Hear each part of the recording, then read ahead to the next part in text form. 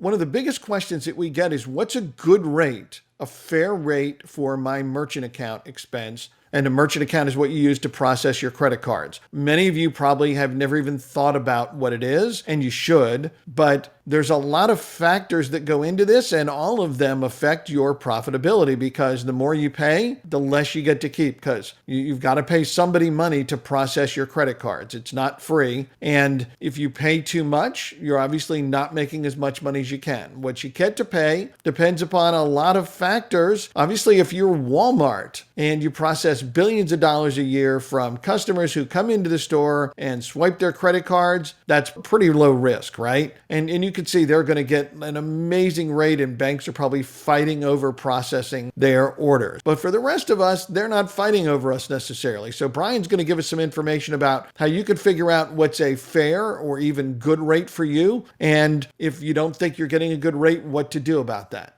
Yeah. So this is one of like the super, super tricky topics because like we oftentimes get asked this like, hey, can you guys help me get like a lower rate? What's a fair rate? You know, am I overpaying? And it really depends on a case by case basis with every single business. There are literally dozens of factors that actually go into play here. In some cases, the difference from like a really high rate to an insanely low rate might only be a couple things. Like if you're in a super risky business in the eyes of the merchants, not to say that like, you know, there's anything shady about it or, you know, anything wrong, but like in the eyes of like, you know, a lot of these banks, if you're in like the CBD niche with like a reoccurring offer and you sell online, in a lot of the merchants' eyes, they're like, hey, that's like super, super risky. So to kind of help, I guess, basically mitigate the risk on their end of you leaving and all that stuff, you know, your rates will probably be higher. Your essentially transaction fees will probably be higher. Whereas, you know, if you're like a mom and pop shop in the offline world and you sell clothes and pretty much everyone that comes in runs a card in person, there's basically going to be a super, super, super low risk of actual fraud there with like, you know, bad card. Because again, it's people swiping cards in person. You know, you probably can get a decent rate there. Although on the flip side, you know, there's also the factor of like how much volume you're actually doing. You know, if you're processing $5,000 a month, banks aren't about to fight over your rates there. Whereas if you're processing millions of dollars a month, or, you know, even basically tens of millions of dollars a month, like some of the clients we know, they start to be able to negotiate or fight a little bit on those rates there. Another huge thing is, what is your chargeback rate? How many people, you know, are attempting to do a chargeback after they purchase from you? If you're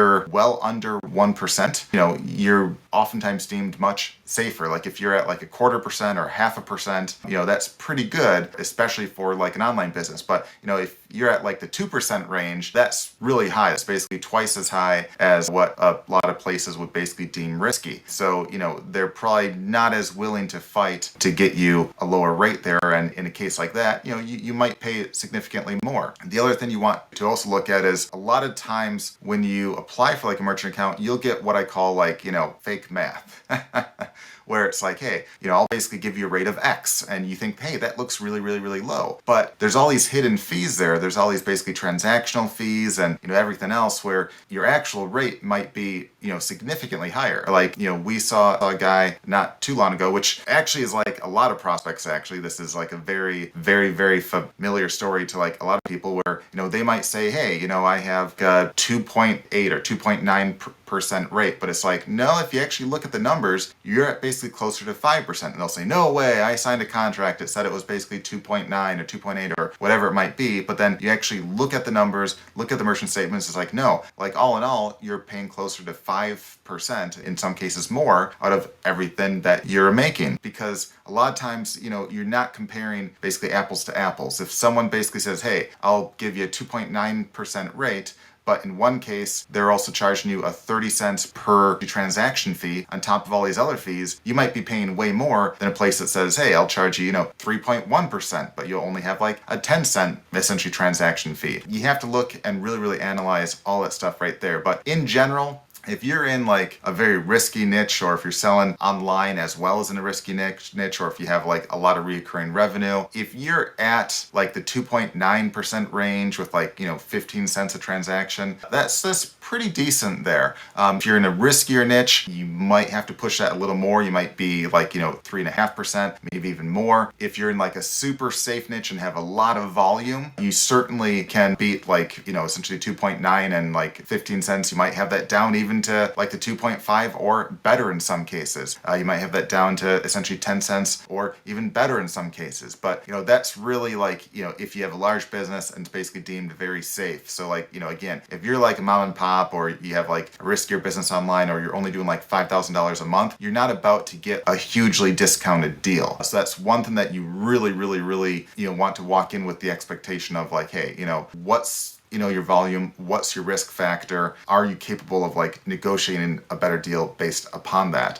The other thing that you want to also watch out for is not just the rate, but is the bank familiar with your business model? Are they used to it? Do they have a good track record of that? I've seen a lot of guys that are like, man, I get a really awesome rate here, and then literally a month later they're basically kicked off because they got a single chargeback.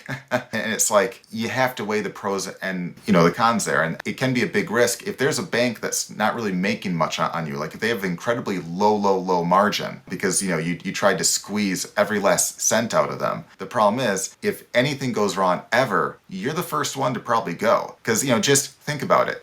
If you're the bank and you're making next to nothing off of you, but you're a big risk and you become a bigger risk, you're gone because you're just not worth it. Whereas if you become like a little bit of a bigger risk, but they're making more profit off of you. I'm not saying like an insane amount of profit or anything, but if they have, a decent margin on you, they're probably more willing to work a little bit with you and to, see what they can do to help rather than just give you the boot right there. So I know it's not exactly like, exact answer like, hey, this is the best rate, this is what you should shoot for. But to sum up all that, if you're in a riskier niche, or you're selling online or reoccurring, 3% or more might be what you might be looking at in some cases, especially in smaller volume. If you have, a decent amount of volume and you're still in a somewhat risky niche, you can probably still get essentially 2.7 to 2.9, or less in some cases. If you're in a super safe niche and you have like very low chargebacks and, a huge amount of volume, you certainly can get